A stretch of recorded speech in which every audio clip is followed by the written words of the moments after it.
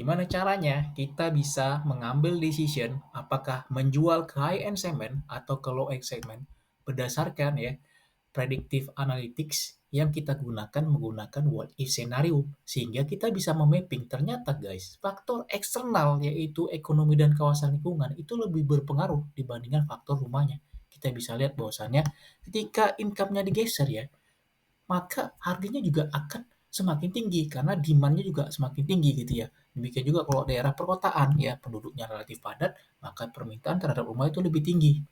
Meskipun ya fitur rumah itu berpengaruh ya seperti misalkan ketika usianya itu dia rumah lama ya, berarti secara histori dan sebagainya itu lebih eh, panjang ya kan. Nah, ini harganya lebih mahal. Ya, ini data-data dari Amerika ya. Terus jumlah ruangan ya, berapa luas itu juga berpengaruh. Gimana caranya menghasilkan ini, ya kan? Padahal awalnya kita hanya punya tuh kayak gini, guys. Nah, ini data ya menggunakan Python ya untuk melakukan deteksi pattern, korelasi sama distribution. Ini merupakan esensi dari data science. Kita memprediksi dulu dari awal. Ada nggak nih patternnya sebelum kita bisa melihat hubungan kausalitas. Dan dataset awalnya kayak gini nih, hanya Excel doang. Jadi bisa bayangin ya kan, gimana caranya mentransform hanya dari Excel sampai mengambil decision perusahaan dan memberikan impact buat perusahaan. Nah, dari 5.000 data properti rumah ya kan, kita bisa mentransform ya, di sini nilai rata-rata seperti ini, untuk melihat ya, ada nggak nih patternnya? Oh, ternyata ada korelasi, ya kan, menggunakan Pearson correlation ya, karena ini numerical features ya.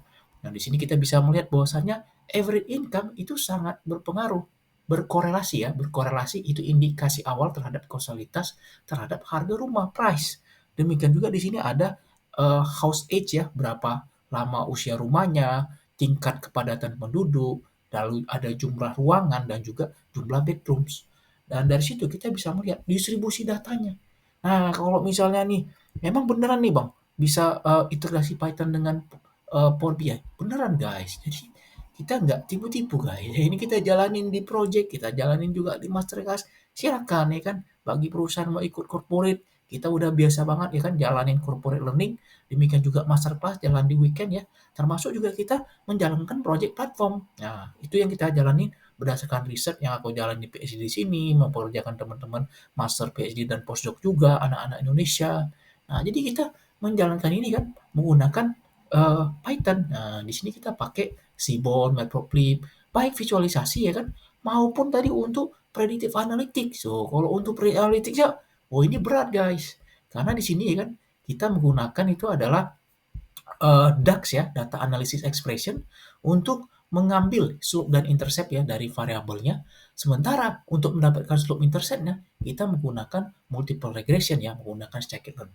Jadi gitu guys, ya kan. Semoga kita bisa lebih produktif ya, lebih efisien mengambil decision karena kita bisa mentransform dari data menjadi value ya, menjadi decision. Sehingga kita tahu nih, kalau kita sebagai property agent ya, kita udah bisa memapping positioning untuk high end market itu ketika ya kan kita berada di daerah urban. Daerah urban itu income per kapitanya lebih tinggi, demikian juga kepadatan penduduk sehingga ini lebih ke market drivers ya kan.